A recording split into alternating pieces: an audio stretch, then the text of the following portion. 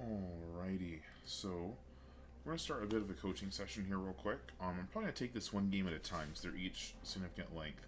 But this is from one of our opponent, rivals, friends.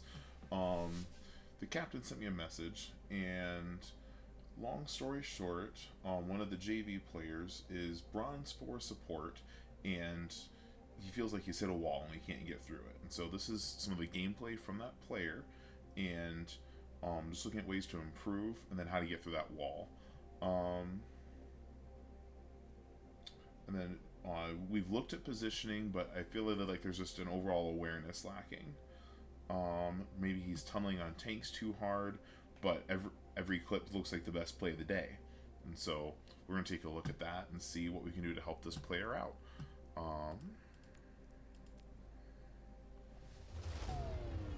Ready for battle.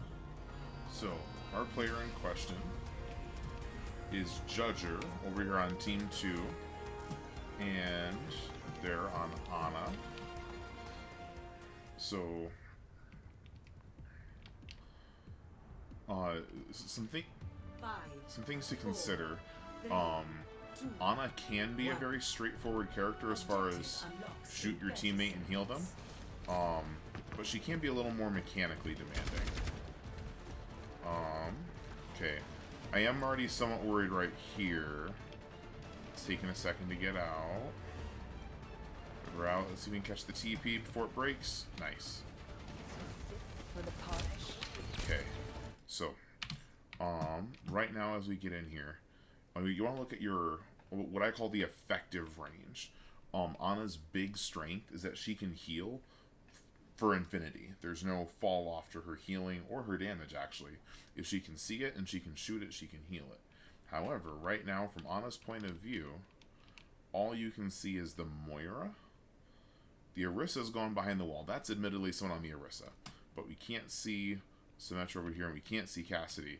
Now, admittedly, both of them are surrounding and getting angles. However, one thing to consider, especially on this map, but all maps, is what your optimum angle is going to be. For Ana, that angle comes in a couple of places. Me personally, I like to bring Ana over here on this side so she can get the window. If you can get out here on this ledge, you can see down your defensive pathway. You can see this little bot area fight right here in the middle. And you can see over on the offensive side. And then let's say you win, you can easily rotate over. And from a safe position, continue to heal all the way down this mainstay without having to reposition too much. Or, if you get to the window and you lose, you can fall back into this room and back towards her spawn with a little more cover. Whereas right here, you're very out in the open and not able to do a whole bunch, really. But, so, before I move on from this, you want to look at what can you shoot from a single position, and then if you win, where do you go next? And if you lose, can you sneak away safely? I'm going to go and start things up. But in my Ana games, I frequently have the fewest deaths. It's not just because they don't dive me or anything, or I'm some master healer, but rather, I'm so far away from the fight that they can't kill me. Okay, so the tank was down. That's partially on the tank. See, went around the corner. Yeah. Nice sleep. Okay. So, that sleep tells me a couple things. Even though you ultimately died, that Judger has the mechanical skill to hit a projectile. Sleep Dart is not hit scan. It has the same projectile like a hip fire. And I'm not sure if this was intentional or if this was lucky. Oh, whoa. Check out Zarya's spinning... Whoa. She needs to talk to an orthopedic surgeon. Anyway, you didn't sleep into her bubble. Maybe she just had burned both of her bubbles and you didn't notice it. Or, when you're looking at a tank, you want to look at what's going to shut down my abilities. For Zarya, if she's got a bubble and you sleep into the bubble, she just runs at you and beams you down anyway. Next thing was sleeps. I didn't see your team breaker. If you break a sleep, you have to eliminate them. That's if you do that every time, either eliminate the player that was slept or eliminate a teammate of that player, that's a win. But generally you don't want to wake them up early and then lose the duel.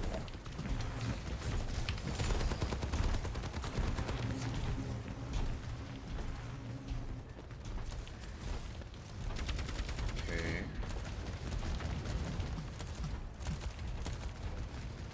Let's see. We're trying to get back, but... Okay. Now, just putting on my coach hat for everyone here. That tank had no business being in there without a support. There's one support way off in Timbuktu back there, and then a Symmetra. Okay, getting out of a fight. Well done. It's probably a good thing I don't have the comms system because I'd be low-key screaming at the Moira, who died again way off in the back line. Okay. Actually, I wonder if I can first person. There we go. I can see. Perfect. So, while you're zoomed in like this, come on, free the can. There we go. When Ana zooms in, she has two different gun modes. Her hip fire, does delayed healing over time or damage over time. It has a travel time. But when you scope in, she has a little triangle. That triangle is basically Ana's healing assist. It makes it a lot easier to hit her heals. So instead of healing this Symmetra from here and here, there's not much of a gap for them to close. If your Symmetra dies, you're next. However, if you look back, you can zoom all the way back here and still heal that Symmetra. Better yet, if you can get up on a ledge like this, you can still heal. Now, granted, the other team can still shoot you, but no tank is just going to press mouse 1 and walk into you. So it's not a guaranteed win, but it reduces the chances of you being eliminated. Yeah, let's keep moving. So yeah, using Ana's most optimum range, and it might be a bit of a mechanic check, you know, to just having to train up that long distance aiming. But when you get it, and you can camp out 20, 30, 40 yards from your teammates that you're healing, or the opponents that you're damaging. Oh, okay. I want to back up real quick, because I loved that positioning I just saw. 20 seconds, let's see.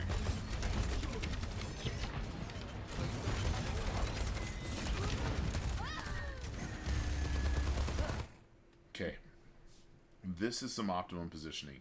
You're about as far back from the fight as you can get. There are technically further back places, but this is pretty solid. And then on top of that, as you're pushing the opponent back this way, you stay here and heal your team. Let your team confirm the eliminations, which means that your team stand a chance of getting eliminated, but your chance is effectively 0. That is, and Ana's just perfection. You don't just want to be a heal bot, but if you can fully support your team without interruption and just free aim, and the only thing you have to worry about is where your target is, that is, see, right over here, they're running away, your team's getting topped up, and you're just kind of chilling. Now, admittedly, yep, so you're going to need to come out of the scope to relocate.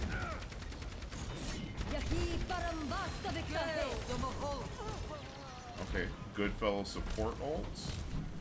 Your Moira. Okay. Oh, whoops. This turn is the trickiest one, and this is more map specific than support specific. A lot of people struggle with this one, because what they'll end up doing is everyone will just kind of follow the bot on this giant loop. No. The bot will run as fast as he can with just one person. So really what you want to do, unless... Usually the tank should go with the bot, because they're going to determine where the fight starts. And sometimes the fight will start before you get to this push point.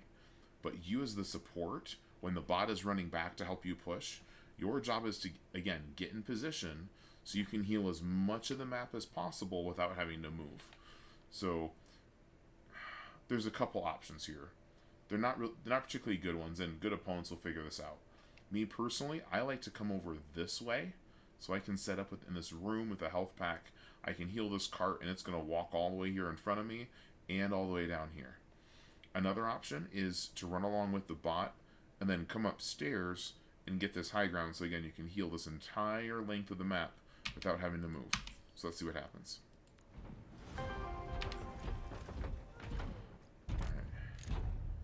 So, Fire in the hole!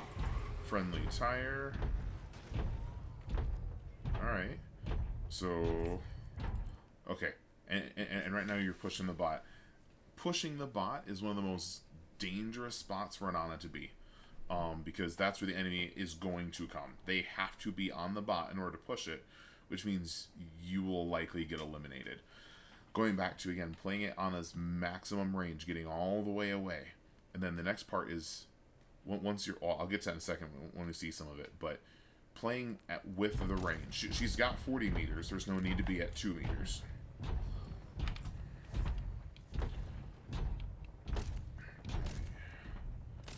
Got some push.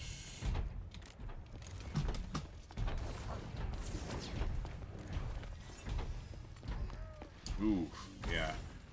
Your jump kind of fed that one. Let's see what you're doing now. Okay. So, this is a pretty decent spot. You've got a room to duck into with a health pack. That's great. However, your effective scope is limited. Personally, I would come back closer to this room and then be ready to whip around this way. Because if you reposition from here and then reload and walk over here, you can't get spammed by that Bastion that they've got now. And you've got a much wider scope. Oh, where did it go? And then also, when you look at it, your Orisa is really the only one engaging with the opponent. The Sim is trying to, but has less of a shot. Your Moira can't. Honestly, based on your effective ranges, you and your Moira should be in different spots. The Moira should be up on the tank, and you should be, again, at least 5-10 years back. 40-50 is perfect.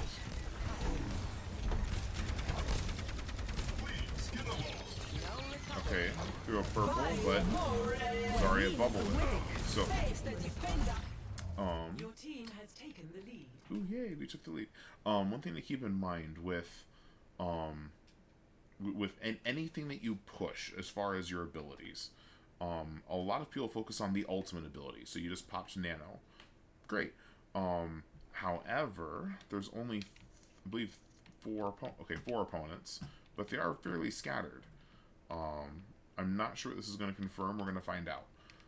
But an ultimate should usually either confirm an elimination or at least prevent an elimination that would have otherwise happened. On the next tier coming down, you have your abilities. That's your, for Ana, that's your sleep dart, your anti-nade. I'm pretty sure that's it. And so with your abilities, a lot of players misuse them or waste them. So in the case of that Zarya bubble, you threw it on the Zarya, made her purple for all of about 2 seconds. So she just used a bubble, which completely countered your ability, and it gave her a shield.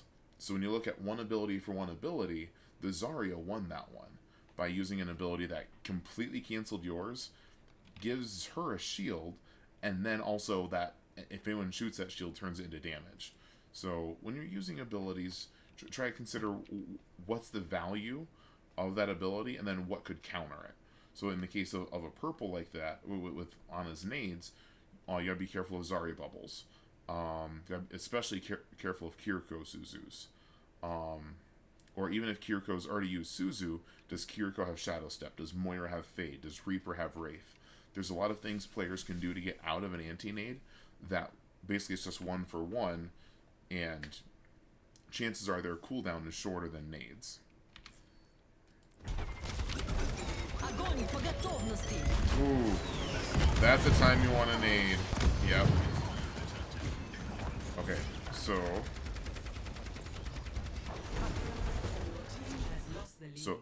in the course of that event, we use Nano. They use Bastion ult, and basically traded out. And we're sitting here looking like probably a team fight lost.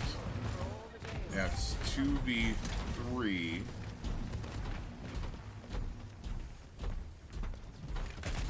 Okay. They're getting out. That's good. Okay, and oh, okay. So I like this window position. Because again, going back to optimum healing, it's not perfect because you can't heal through that train space, but you know that the bot's got to come this way. You can see the teammates that are there. You can see the opponent coming. You can see the bot. And better yet, if you get hit, there's a health pack right there. Also, let's say you don't get any value here and you lose. Without having to even jump into the fight, you just take 2 steps this way and you can support that way. This is the backdoor flank you got to be careful of. But more than likely, you just skedaddle on here. If you catch it fast enough, you can get up here on the corner. Or, oops, sorry, I'm running through the map. Up here on this second level.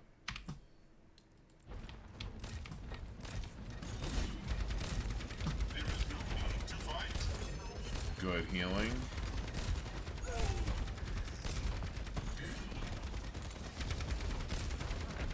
Okay.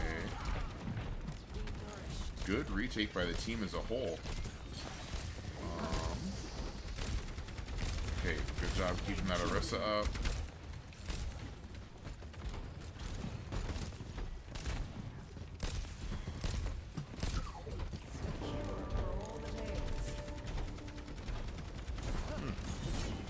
Let's see. Alright. All around, solid retake. Okay. This is where... Oh, darn. Now... Okay. So that one... Soldier used an ultimate ability. This is where you can steal value. Because if you can sleep the soldier... And basically wait for that visor to time out... And then shoot him, then nade him, then shoot him again... And eliminate the soldier... You just sold value. He spent 60 seconds charging up that visor to get nothing and die. Meanwhile, you used 2 abilities that'll be back in 12 seconds to flip that value. Now, in this case, miss the sleep. That's going to happen. And you died. There was no lost value from that because took a shot, it didn't land. But if you didn't take the shot, or even if you missed the shot, you're going to get eliminated either way. So that's a decent ability usage there. However, especially if you're playing in what I call the metal rank, so bronze all the way through, really through plat, you're going to find cases where you have to carry, where someone's not doing their 20% of the team's value. Supports can really carry with their abilities by doing things like that. So instead of losing 2 people to attack visor, sleep the attack visor, shoot, nade, sleep, done, and you've just basically done the DPS's job. You kept yourself alive. It's an easy way to carry once you start landing those. Don't panic if you're not hitting them. That hitting that skill shot is not what's going to keep you in a lower bracket. But let's keep on going. Let's see if your team is... Oh, no! No! Why is he... Oh, he did all that for... I'm not a fan of that Junkrat tire. And now he's going in basically 1v3. And there he goes. You're nicer than I am. I'd be a little upset in the comms right there. So, gotta get out. Good. Okay, you've got a decent sight line in your team here. You didn't have enough time to get up to the spot where you were earlier. But I would love to see you get on the high ground here. Not quite. To see now the Moira can beam you. Alright. Okay, this is where Moira, Ana's maximum rage really kicks in. Because if you're up here, the Moira suddenly has to pick. The Moira has to pick. Do I aim up and get the Ana, or do I stay flat and get the targets that are here? By changing that elevation level, for simple W abilities like Coalescence and Earth Shatter, tanks just walking into you, they have to move, they have to use a cooldown to get there. Winston has to jump. Diva's got to fly. Zarya's got to find stairs. And that gives you an opportunity to change it. And better yet, let's just say you are facing a God mode player that will headshot, one-shot eliminate you on sight. However, there's two targets. If they're standing right next to each other, they just go dink, dink, done. However, if you're on different levels vertically, that changes their aiming sense, especially if you're not just vertical like this. So if you've got someone over here and over here, they have to aim twice. They can't just go diagonal and guarantee it's going to happen. Whereas if you stay on the same level as everyone else who's just walking, if you look at it, a lot of the hitboxes are around the same frame. And so changing your aim between one character and the other, while significant, is not nearly as dramatic as getting on a high ground. So in that case, had you been on the high ground, that Zarya Coalescence either would not have killed you, or it would have killed just you.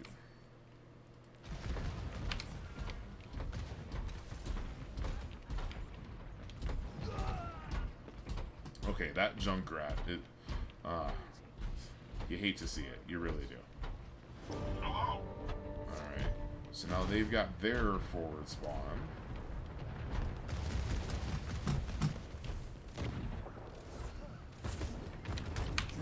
No. Okay, so again, this is a case of effective range.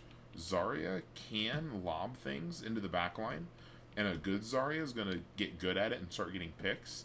However, this Zarya is really just a couple steps away from being in a primary fire range on the Ana here. If you're trying to take care of Zarya, you can do that from here. Now, you have to be careful they don't just get outrun by your team, because they're trying to get to the bot. However, if you know that ultimately this is the choke point that we've got to hold, then you use that giant sightline way in the back. Especially in your elo, no one's going to figure it out. Or the 10-20% that do won't outweigh the numerous times you just get left to sit in the back and just straight up heal bot. And it's not the most glamorous gameplay, but getting that positioning keeps you alive. And if you're alive, it keeps your teammates alive. And if they're alive and you're alive, your chances of winning go up a lot. Now, this Zarya contest here is reasonable. It makes sense because this is the line of the lead. So if they pass that, they're ahead of you. So waiting up until here might not be the best. So if you're really going to try to jump in and contest this right here, then in that case, instead of being over here or way back on the sight line, you're going to need to come up here behind the Orisa and basically support her over the ledge and down there. But you've also got a Pharah to worry about. So let's see what happens. Good reposition. Good nano on the Orisa. Okay. Now in that case you gotta be careful, because you and Moira use your support ults at the same time. Support ultimates, with the maybe exception of Baptiste, but even then, really his is the same. All of the support ults are designed to help you keep your team alive more. Even the okay, well played. You hate to see it. For example, Mercy Valk gives extra healing. Lucio Beat gives shields.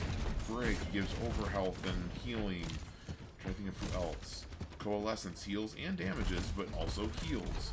Kiriko Kitsune Rush speeds up damage and healing, as well as movement speed. Baptiste Window increases healing through the Matrix. So, are we in position here? Oh, that's some good position. Okay, going back to abilities. That's a case where a cooldown canceled an ability. They threw Graviton Surge, one of the most time-intensive ults in the game, and in terms of like ultimate points. It's basically the under the hood stat that means that Tracer will charge her ult super fast, but Sigma and Zarya charge it super slow. Graviton Surge takes a lot, and if you grav, it should either confirm a kill or prevent a kill. They've got 2 in there. They've got the target on there. There's no shields in the way. But a well-placed healing nade with some healing to follow it up kept them alive. Solid play.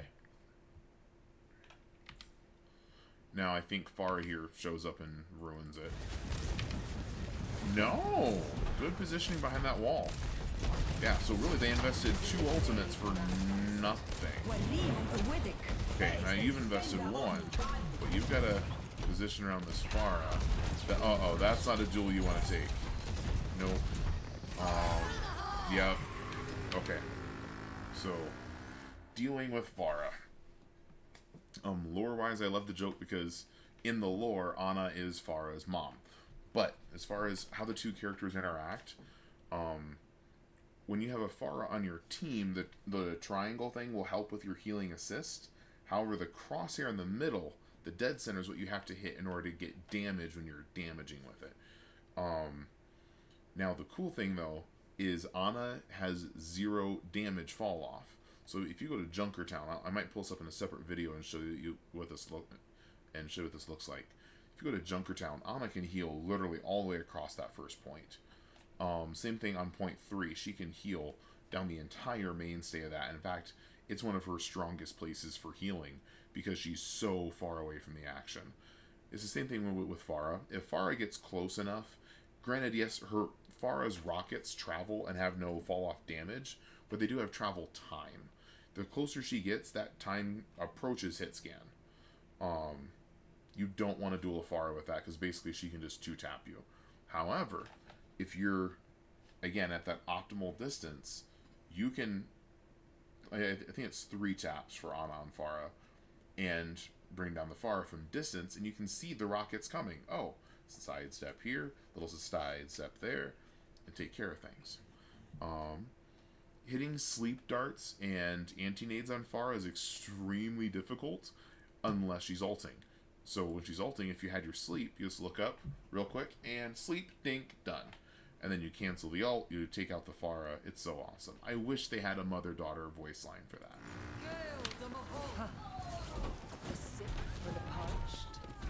So now here's the problem.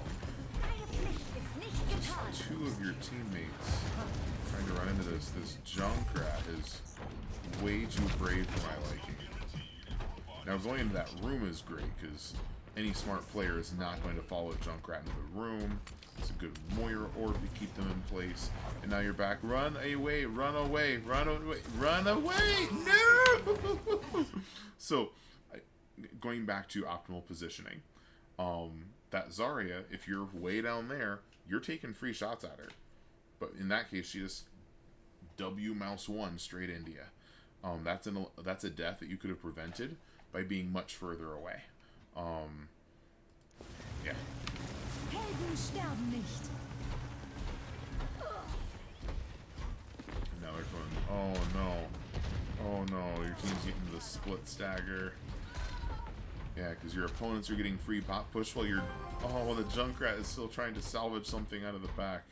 Now, he's got the tank distracted, which gets some value, but still, oof.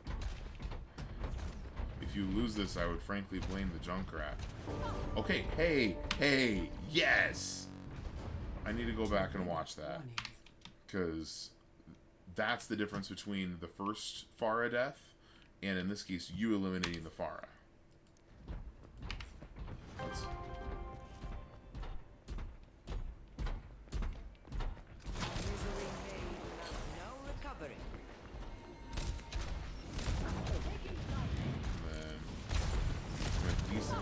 Decently safe spot.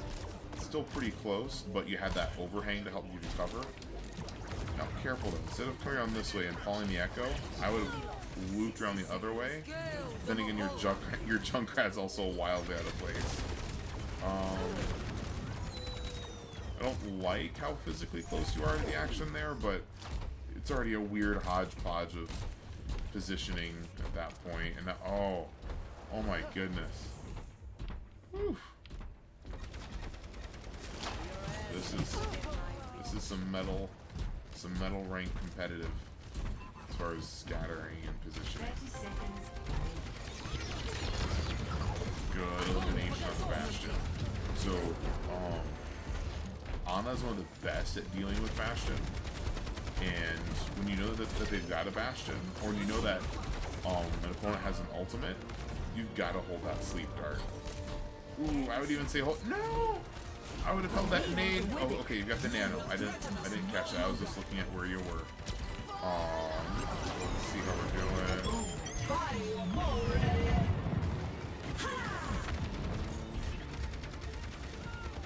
Okay. Oh.